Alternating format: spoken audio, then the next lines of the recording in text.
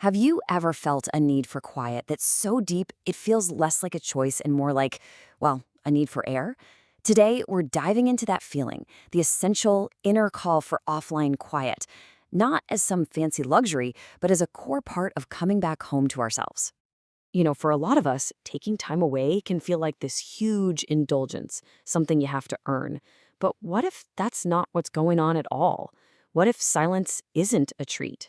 What if it's the actual environment you need to function, to really hear yourself think, and to, heal? And boom, that right there gets to the very heart of it. This whole need for quiet, it's not really about shutting the world out. It's about creating just enough space so you can finally hear your own voice again, clear and true, without all the constant noise and chatter from everything and everyone else. So, what does it actually mean to go offline? I mean, we throw that term around a lot, but what's the internal experience like? Let's really break down that feeling. Okay, this is probably the most important distinction we can make. When someone who really needs this time pulls back, it's almost never about rejecting people. It's an act of reclamation. It's this gentle, absolutely necessary journey back to their own center of gravity. And this is what that state actually feels like. It's a total sensory thing.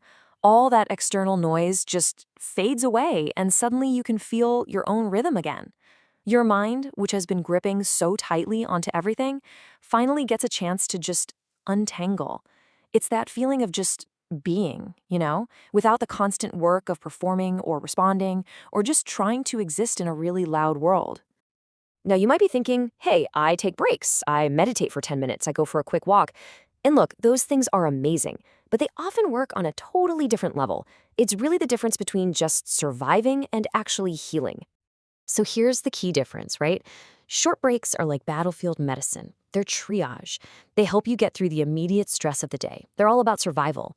But they just can't get to those deeper layers where a whole week's worth of thoughts and feelings and noise are all tangled up.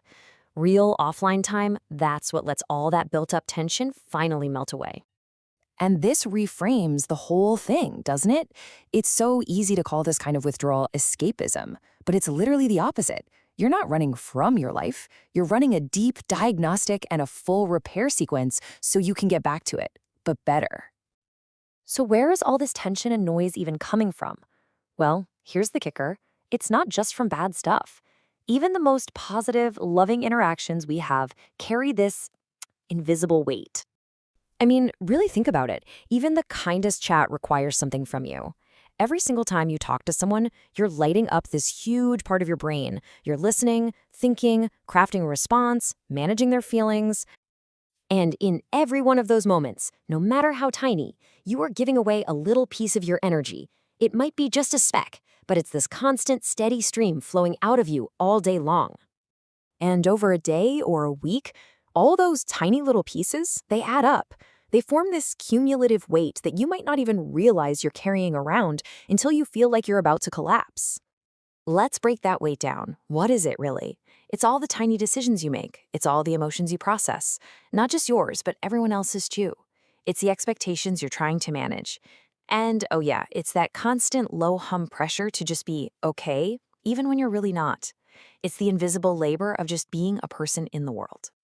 So, why do some people feel this weight so much more intensely than others? Well, the answer often lies in the nervous system itself, how it's actually wired to process the world around it. If any of this is starting to sound familiar, you might be someone who just processes life more deeply. It means you feel things with more intensity, you pick up on subtleties that other people just walk right past. You might even carry the emotional weather of a room home with you.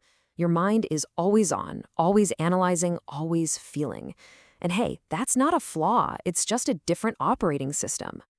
And for that kind of operating system, this idea of offline healing is absolutely vital.